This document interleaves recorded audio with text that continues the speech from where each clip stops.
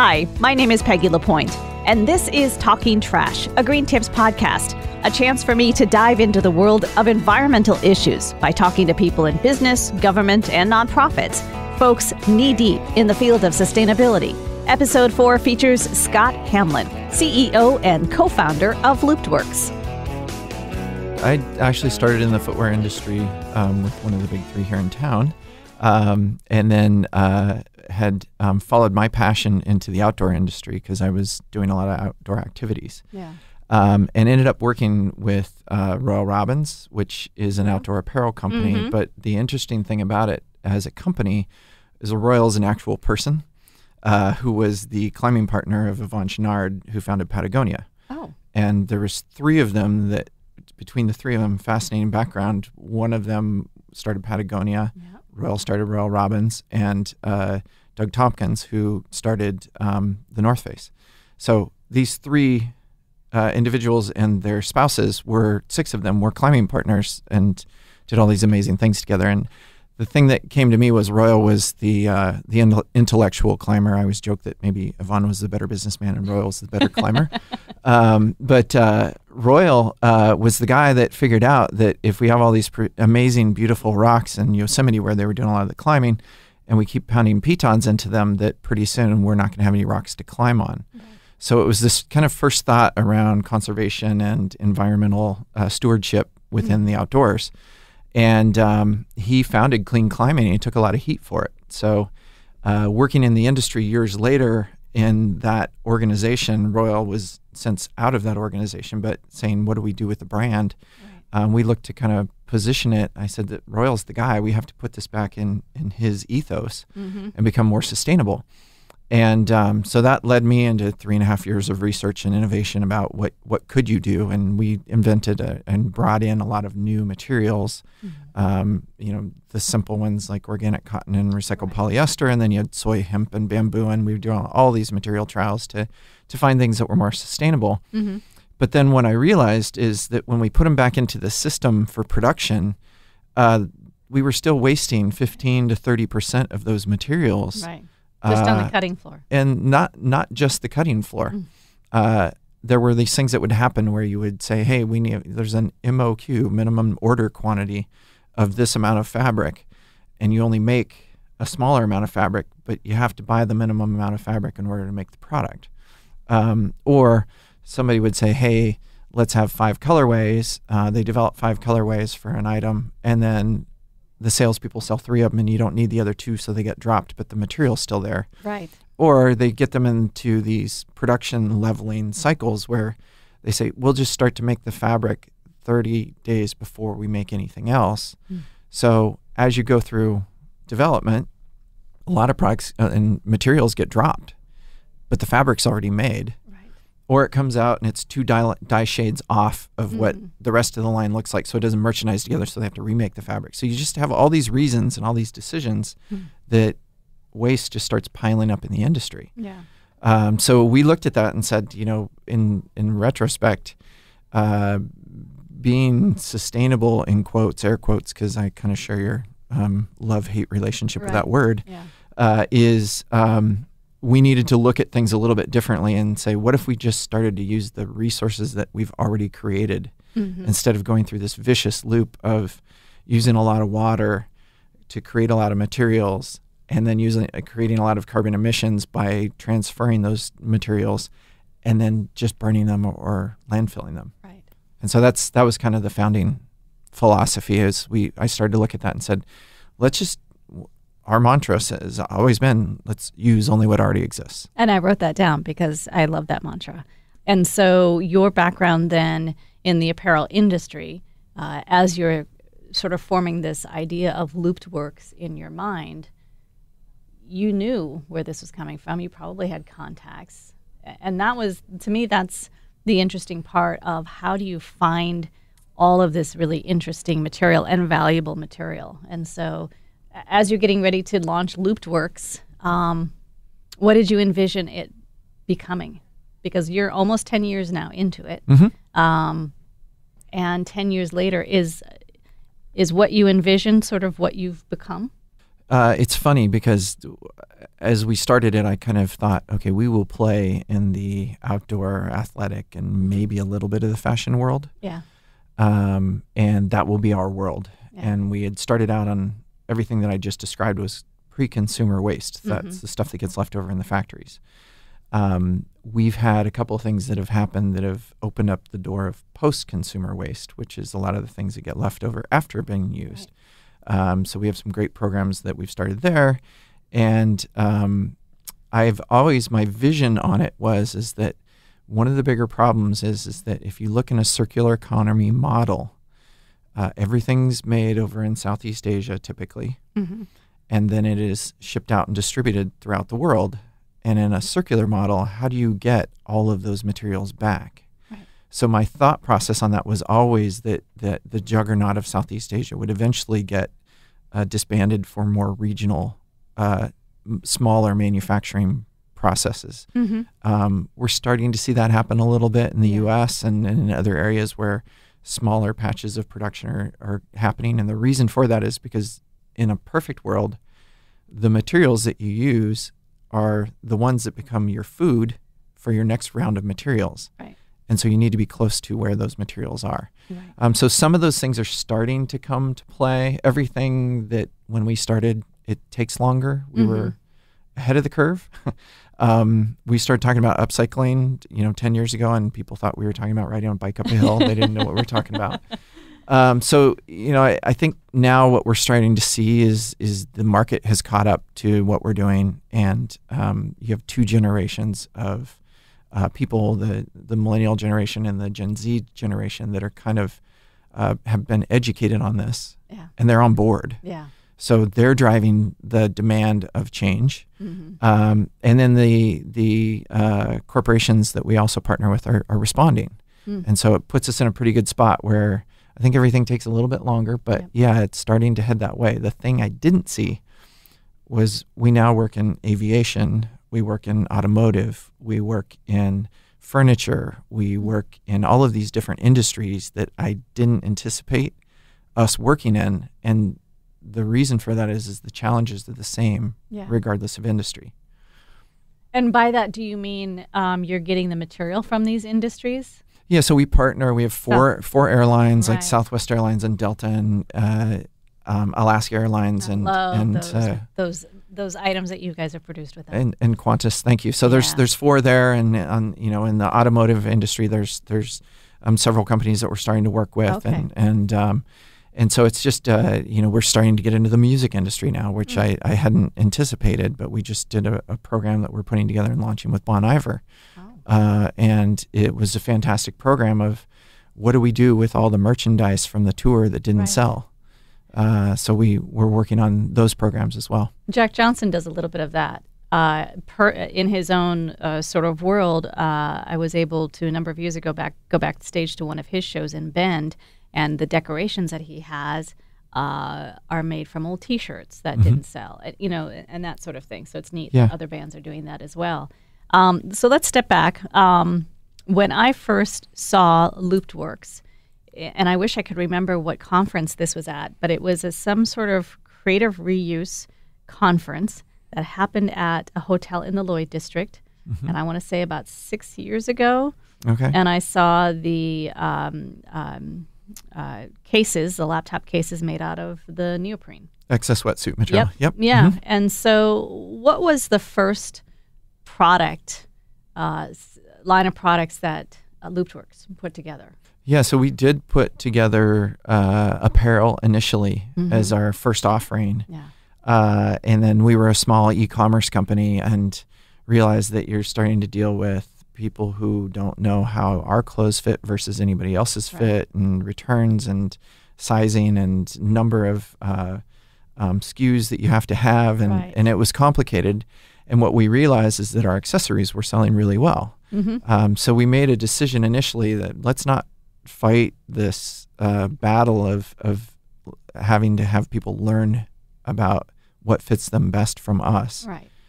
let's give them the products that they're comfortable buying, and then we can start to expand into other areas. So one of our first successful items was the surf sleeve that you mentioned, and we still carry it today. Yeah, I saw that online. Yeah. And then you mentioned briefly the airlines that you're working with. Southwest, was that the first airline that you worked with? That's the first that I remember seeing. It was, and it was they were really kudos to Southwest. They were a trigger point for us creating our entire reverse supply chain domestically. So we were doing some things in the U.S., but not at the scale that they were wanting us to do it. And so we set up these partnerships with nonprofits that employ adults with disabilities. Yep, and those are both locally. One of them's local here in Portland, and then we've also set one up on the East Coast in Atlanta. And what's the one in Portland? It's Relay Resources. And what they do is they carefully take apart the materials. Is that correct? That's right. And then they give them back to your designers and the folks who make them. So they're a big part of your company. Correct. And what was the reason behind that?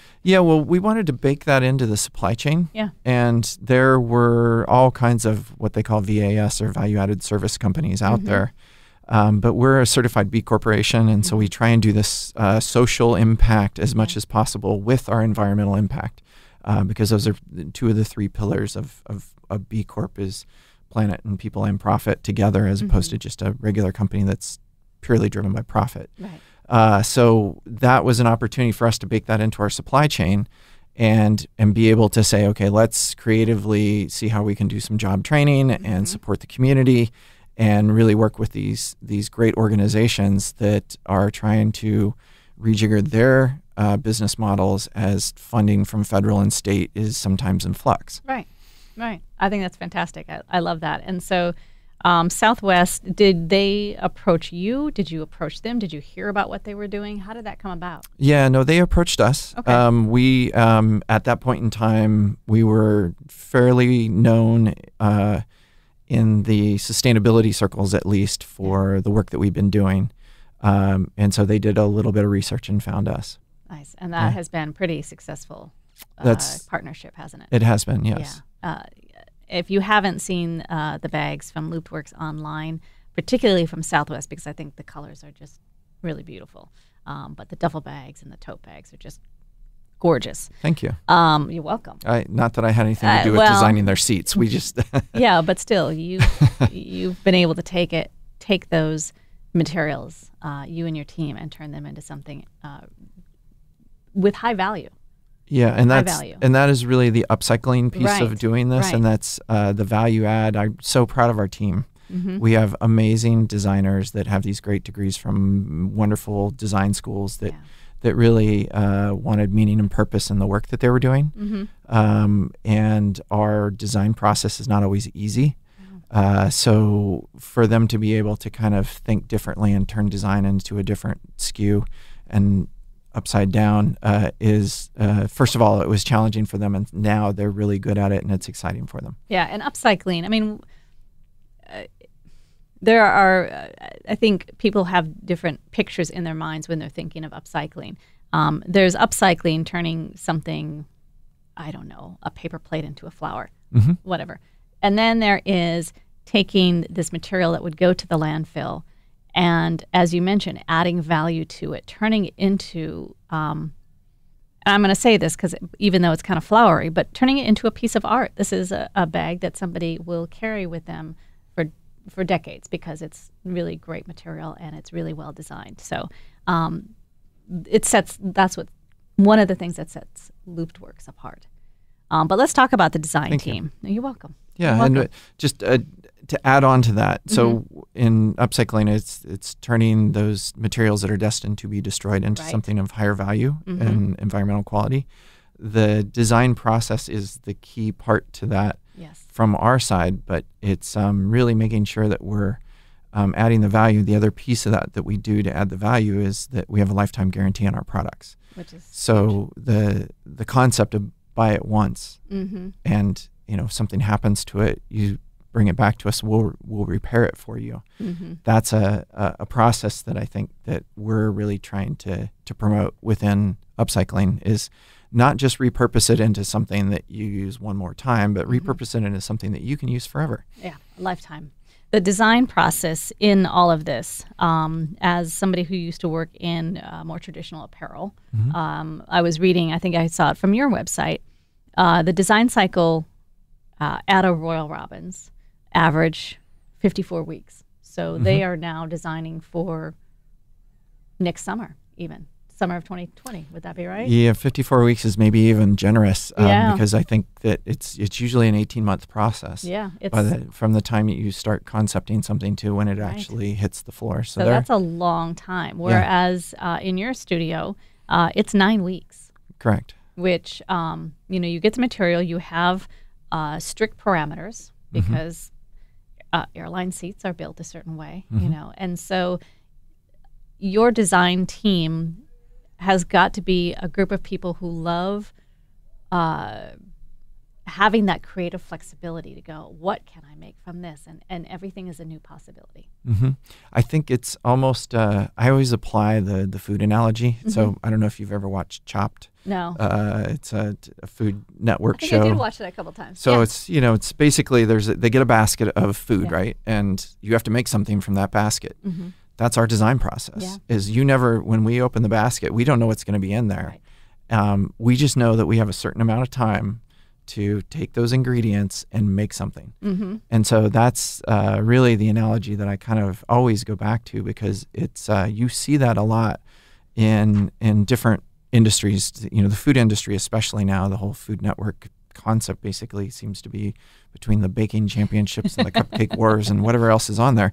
They're applying this to a lot of different types of food creativity. Well, that same creativity is coming out in our world in apparel and textile materials. What has been the biggest challenge? What type of material or from what group has been the biggest challenge? So we've had some things that we did that we said, okay, we won't do that one again. Yeah.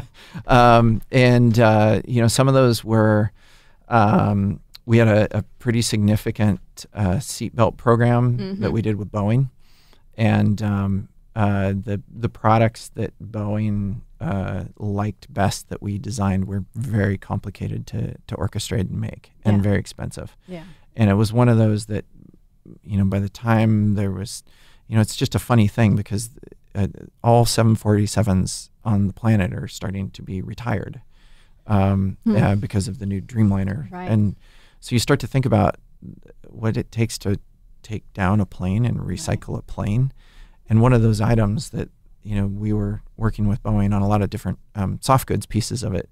The soft goods in a lot of cases don't even get a second thought because they're looking more at the titanium or the metal and all of the other pieces to the high value things, to the point where they couldn't pay it would cost them more to pay somebody to take the seatbelt off the seat before they take out the seat than it would be to just leave the seatbelt on the seat and junk that part of it once they've gotten all the metal out. Right. So there's certain things that you just learn in the process of going through those value streams, what makes sense and what doesn't. And sometimes when you're growing a company from scratch, you've got to say yes to a lot of things. And we've had a couple of those, but not too many of them. We've been really fortunate. We've had great partnerships. And what has been the biggest surprise, again, with the same sort of thing, the material that you've gotten and then the end product out of all of the collaborations? I think one of the surprises that that we looked at, and it's just now starting to kind of, we've had some challenges putting it together, but Patagonia came to us with their fly fishing waders. They had an order of materials that came in out of spec or something, and literally the whole bottom half of the waders couldn't be used. So they sent them to us, and we didn't. Complicated material, complicated process, really hard. If you're building something three-dimensionally out of it, you have to stack lots of layers of it, and there's not too many machines that can handle that. So there's a lot of things around that, but we turned them into these really great lunch kits and wine carriers and things like that. That I was, wow, those are beautiful. I think I've seen those on your website. maybe a month ago, but I don't recall seeing them last night. I might not have been digging as. So did they sell out pretty sometimes easy? they pop on and pop off Okay. because we make them when we can make right, them. when you get the material.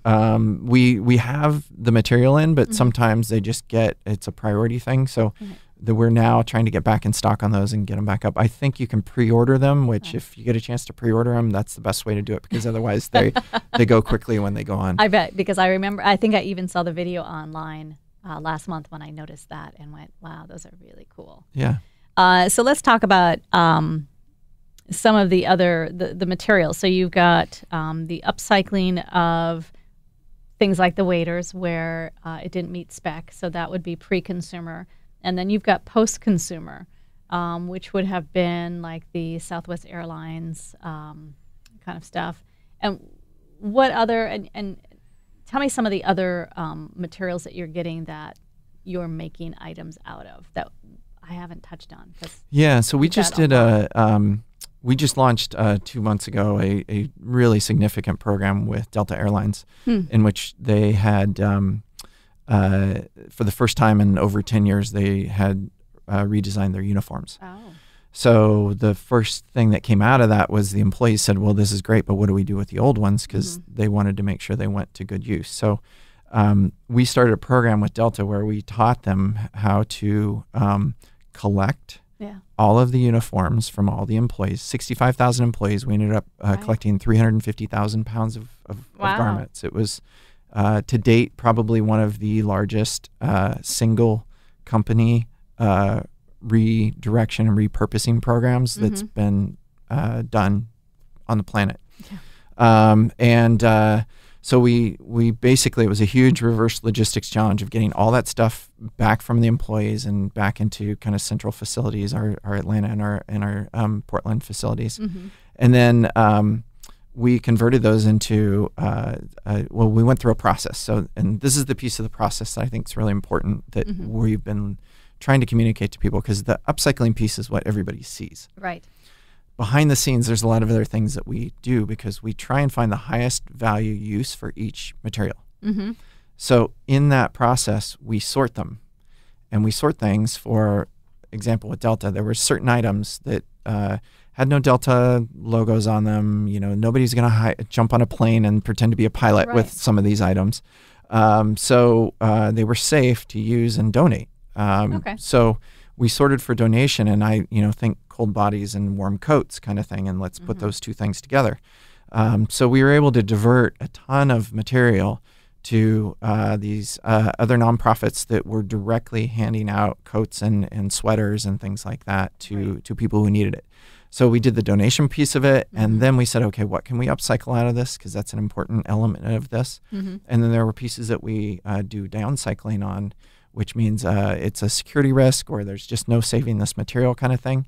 So we're able to convert that into insulation for housing. Perfect. And then the last step is that we do a bunch of closed loop research where our ultimate goal is taking those materials and turning them back into a yarn so you can make a new material and make a new uniform out of it. Right. So we're in the process with that, and we've got certain materials that we can do that with today. Well, that is exciting. So that's the kind of the forefront innovation piece of it. And then you take that, and we call post-consumer kind of anything that we have to deconstruct. So it's been turned into something. It's not on a roll. Right. Other post-consumer ones that we just recently launched is one with the University of Oregon and Nike, which was there's a lot of the uniforms end up after, each player gets one, each player's family gets one, that sort of thing. And then it goes into their annual garage sale at the end of the year, and then whatever's left over they send to us, and we turn those back into really cool products that fans can use. So that's a kind of a fun one because a lot of those have been players used them on the field, and it's great to be able to support. If you're everybody thinks football, but there's softball uniforms and lacrosse and volleyball and all the different sports. So that was a really fun one that we just recently did. And then that had spun out of a program that we had started with the Trailblazers. I saw that too. And that Trailblazers program also had come from 4 players being traded. And you can't commercialize their jerseys after that. Right. So there's a bunch of jerseys left over. And so we started at the beginning of the season holding on to what was about 250 jerseys from these 4 players. By the end of the season, or not the end of the summer season, that 250 had swollen to like 4,000 jerseys just from those 4 players. So we realized that was kind of a big issue, did some really cool, fun things with the Trailblazers there. And then the NBA came to us and said, this is great. Can you do this for all 30 teams?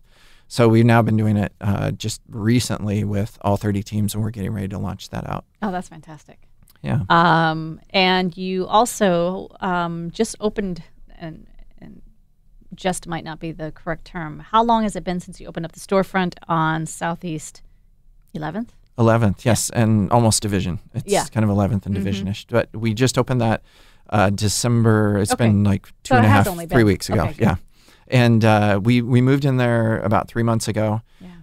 The goal of that was we started the first, and I think it's probably first in the country, upcycling retail workshop. And what that's kind of a mouthful, but what that is if you come by, it's all windows, and our workshop's right up front, so people see what we're doing, and people can come in and ask questions about the process and understand a little bit more about upcycling and closed loop and why these waste challenges exist in the first place. We've already had 3 school groups come through, which is really fun, neat. From middle school to high school to graduate students. Right. And we I really wanted to highlight the process and show off the team so that people could see how this works together. Yeah. And we're hoping down in the near future here, we'll be able to do things like come on in, pick out the bag you want to make, and we'll help you make it. Nice. So you can kind of see the process Yep. in full swing. Oh, that's perfect. Well, thank you, Scott, for coming in. I know it's a busy time. You're coming off a busy season with the opening of the store, but just checking out your website, I like the videos that you have, and like I said, I love the products. So thank you very much. Thanks for coming in. It's been a pleasure. Thank you for joining me for my conversation with Scott Hamlin, CEO and co-founder of Looptworks. If you've missed any of the previous podcasts, you can find them at our website, KINK.FM. Be sure to like and subscribe to Talking Trash, a Green Tips podcast on Apple iTunes or wherever you're listening. Talking Trash is a podcast series featuring people in business, government, and nonprofits, and sometimes just regular folks in the Portland area and around Oregon who are having an impact in the world of sustainability.